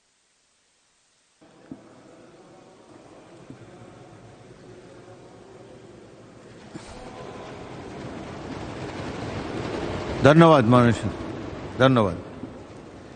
পরবর্তী বক্তা মাননীয় সদস্য মোহাম্মদ হাফিজ ইব্রাহিম, ভোলা 2, সময় 7 মিনিট। আপনাকে ধন্যবাদ। আমার বক্তব্য আশা রাখি এই সময়ের মধ্যে শেষ হবে, তারপরেও যদি প্রয়োজন হয় আপনার ক্ষমতা আপনি একটু সময় বাড়িয়ে দিবেন। মাননীয় স্পিকার, 2026-2027 অর্থ বছরের প্রস্তাবিত বাজেটের উপর বক্তব্য রাখার সুযোগ দেওয়ার জন্য আপনাকে ধন্যবাদ জানাই। প্রথমেই গভীর শ্রদ্ধার সাথে স্মরণ করছি মহান স্বাধীনতার ঘোষক শহীদ রাষ্ট্রপতি জিয়াউর রহমান, বীর উত্তম, গণতন্ত্রের আপসহীন নেত্রী বেগম খালেদা জিয়া এবং গণতন্ত্র স্বাধীনতার জন্য আত্মত্যাগকারী সকল শহীদকে। মাননীয় স্পিকার, বর্তমান সরকার এমন একটি সময়ে দায়িত্ব গ্রহণ করেছে যখন দেশের অর্থনীতি বৈশ্বিক অস্থিরতা, মূল্যস্ফীতির চাপ, জলবায়ু পরিবর্তনের বহুমাত্রিক চ্যালেঞ্জ মোকাবিলা করছে। এই প্রেক্ষাপটে প্রস্তাবিত বাজেটে অর্থনৈতিক পুনরুদ্ধার, কর্মসংস্থান সৃষ্টি, বিনিয়োগ বৃদ্ধি, সামাজিক নিরাপত্তা জোরদারের যে প্রচেষ্টা নেওয়া হয়েছে তা প্রশংসার দাবিদার। মাননীয় স্পিকার, আমি ভোলা 2 আসনের জনগণের প্রতিনিধি হিসাবে দেশের উপকূলীয় ও চরাঞ্চলবাসীর কিছু গুরুত্বপূর্ণ বিষয় এই সংসদের সামনে তুলে ধরতে চাই। বাংলাদেশের উপকূলীয় অঞ্চলের বিশ্বের অন্যতম জলবায়ু ঝুঁকিপূর্ণ এলাকা। নদী ভাঙন, ঘূর্ণিঝড়, জলোচ্ছ্বাস এবং লবণাক্ততার কারণে প্রতি বছর হাজার হাজার মানুষ বাস্তুচ্যুত হচ্ছে। বিশেষ করে ভোলার মেঘনা ও তেঁতুলিয়া নদীর ভাঙনে বহু পরিবার তাদের বসতভিটা ও জীবিকার উৎস হারাচ্ছে। মাননীয় স্পিকার, আমার নির্বাচনী এলাকায় অত্যন্ত 10টি ইউনিয়ন নদী ভাঙনের সরাসরি ঝুঁকিতে রয়েছে। দৌলত খান, বোরহানুদ্দিনের বহু চরাঞ্চলে এখনও নিরাপদ বেড়িবাঁধ, মানসম্মত সড়ক, শিক্ষা ও স্বাস্থ্যসেবা নিশ্চিত করা যায়নি। তাই আমি নদী ভাঙন প্রতিরোধ, টেকসই বেড়িবাঁধ নির্মাণ ও চরাঞ্চলের অবকাঠামো উন্নয়নের জন্য বিশেষ বরাদ্দের দাবি জানাচ্ছি। মাননীয় স্পিকার, বিশেষ করে ভোলার চরসমূহ দেশের বিভিন্ন চরাঞ্চলে একই সঙ্গে কৃষি উৎপাদন ও নবায়নযোগ্য জ্বালানি উৎপাদনের অপার সম্ভাবনা রয়েছে। এই প্রেক্ষাপটে আমি জাতীয় এগ্রি ভোল্টাইক বা এগ্রি সোলার নীতি প্রণয়নের প্রস্তাব করছি। একই জমিতে কৃষি উৎপাদন ও সৌর বিদ্যুৎ উৎপাদনের মাধ্যমে জমির সর্বোচ্চ ব্যবহার নিশ্চিত করা সম্ভব হবে। এর ফলে খাদ্য উৎপাদন বৃদ্ধি পাবে, নবায়নযোগ্য জ্বালানি সম্প্রসারিত হবে এবং বেসরকারি বিনিয়োগের নতুন সুযোগ সৃষ্টি হবে। সরকার যদি একটি সুস্পষ্ট নীতিমালা প্রণয়ন করে তবে চরাঞ্চলগুলোকে দেশের নবায়নযোগ্য জ্বালানি ও কৃষি উৎপাদনের নতুন কেন্দ্র হিসাবে গড়ে তোলা সম্ভব হবে। আমি বিশ্বাস করি চরাঞ্চল ভিত্তিক এগ্রি সোলার উন্নয়ন মডেল বাংলাদেশের খাদ্য নিরাপত্তা, জ্বালানি নিরাপত্তা এবং জলবায়ু অভিযোজনের একটি যুগান্তকারী উদ্যোগ হতে পারে। মাননীয় স্পিকার, উপকূলীয় অঞ্চলের একটি বড় বাস্তবতা হল ভৌগোলিক বিচ্ছিন্নতা। রাজধানী ও কেন্দ্রীয় প্রশাসনিক কাঠামো থেকে দূরে অবস্থানের কারণে আইন শৃঙ্খলা রক্ষা, নদীপথ তদারকি ও জননিরাপত্তা নিশ্চিত করতে তুলনামূলকভাবে বেশি ব্যয় প্রয়োজন হয়। বর্তমান প্রচুর প্রযুক্তি নির্ভর যুগে আমি একটি এআই ভিত্তিক smart coastal governance and public safety network গড়ে তোলার প্রস্তাব করছি। মাননীয় স্পিকার, বিশ্বের বিভিন্ন দেশে তাদের নদীর অববাহিকা ও বদ্বীপ অঞ্চলের জন্য পৃথক বাজেট বরাদ্দ দিয়ে থাকে। চীনের ইয়াংজি ও ইয়েলো রিভার বেসিন এবং ভিয়েতনামের মেকং ডেল্টা অঞ্চলের উন্নয়নে বিশেষ তহবিল রয়েছে। আমি সরকারের কাছে জোর দাবি জানাচ্ছি, ভোলার দৌলতখান, বোরহানুদ্দিন, মনপুরা, চরফেশন ও হাতিয়া সহ দেশের সকল চরাঞ্চলের জন্য একটি পৃথক চরাঞ্চল উন্নয়ন তহবিল গঠন করা হোক। মাননীয় স্পিকার, জলবায়ু পরিবর্তন ও ব্লু ইকোনমি আগামী দিনের অর্থনীতির সবচেয়ে গুরুত্বপূর্ণ ক্ষেত্র। ভৌগোলিক অবস্থান, সামুদ্রিক সম্পদ ও জলবায়ুর বাস্তবতা বিবেচনায় ভোলায় একটি জলবায়ু পরিবর্তন ও ব্লু ইকোনমি বিশেষায়িত বিশ্ববিদ্যালয় প্রতিষ্ঠা করা হলে তা জাতীয় পর্যায়ে গবেষণা ও মানব সম্পদ উন্নয়নে গুরুত্বপূর্ণ ভূমিকা রাখবে। মাননীয় স্পিকার, ভোলা বাংলাদেশের অন্যতম গ্যাস সমৃদ্ধ অঞ্চল। এখানে নতুন গ্যাস ক্ষেত্র আবিষ্কার, গ্যাস ভিত্তিক শিল্পায়নের সম্ভাবনা রয়েছে। আমি বোরহানুদ্দিন এলাকায় একটি এলএনজি টার্মিনাল, 2টি বিদ্যুৎ কেন্দ্র স্থাপন এবং গ্যাস ভিত্তিক শিল্পাঞ্চল গড়ে তোলার দাবি জানাচ্ছি, যা জাতীয় জ্বালানি নিরাপত্তা ও কর্মসংস্থানে গুরুত্বপূর্ণ অবদান রাখবে। একই সঙ্গে 2005 সালে বেগম খালেদা জিয়া সরকারের গৃহীত তেঁতুলিয়া নদীর তীরবর্তী সার কারখানা প্রকল্প চালুর উদ্যোগ গ্রহণের অনুরোধ জানাচ্ছি। এজন্য নেভিগেশনাল ব্রিজও স্থাপন করে উদ্বোধন করেছিলেন মাননীয় প্রধানমন্ত্রী বেগম খালেদা জিয়া। মাননীয় স্পিকার, সেই উদ্বোধনে আপনি নিজেও উপস্থিত ছিলেন। মাননীয় স্পিকার, স্বাস্থ্যসেবা আমাদের মানুষের অন্যতম বড় সংকট। বোরহানুদ্দিন ও দৌলতখান উপজেলার 100 শয্যার হাসপাতালগুলিতে চিকিৎসক, জনবল ও প্রয়োজনীয় চিকিৎসা সরঞ্জামের ঘাটতি রয়েছে। আমি উভয় হাসপাতালে প্রয়োজনীয় চিকিৎসক নিয়োগ ও ওষুধ সরবরাহ বৃদ্ধির দাবি জানাচ্ছি। একই সঙ্গে প্রস্তাবিত ভোলা মেডিকেল কলেজটি বোরহানুদ্দিন লালমোহনের মধ্যবর্তী স্থানে স্থাপনের অনুরোধ জানাচ্ছি, যাতে জেলার অধিকাংশ মানুষ সরাসরি উপকৃত হতে পারে।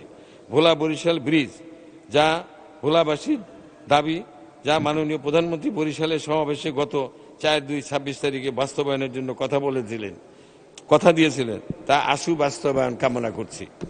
মাননীয় স্পিকার, আমাদের তরুণ প্রজন্মকে মাদক ও অপরাধ মুক্ত থেকে দূরে রাখতে খেলাধুলার বিকল্প নাই। তাই ভোলা 2 আসনে একটি আধুনিক মাল্টিপারপাস স্টেডিয়াম নির্মাণের দাবি জানাচ্ছি। কৃষি উন্নয়নের স্বার্থে একটি আধুনিক হর্টিকালচার সেন্টারও স্থাপনের অনুরোধ করছি। মাননীয় স্পিকার, আমি একজন মুক্তিযোদ্ধা হিসাবে বিশ্বাস করি, এই দেশকে এগিয়ে নিতে হলে উপকূল, চরাঞ্চল ও প্রান্তিক জনগোষ্ঠীকে উন্নয়নের মূলধারায় আনতেই হবে। পরিশেষে প্রস্তাবিত বাজেট উপকূলীয়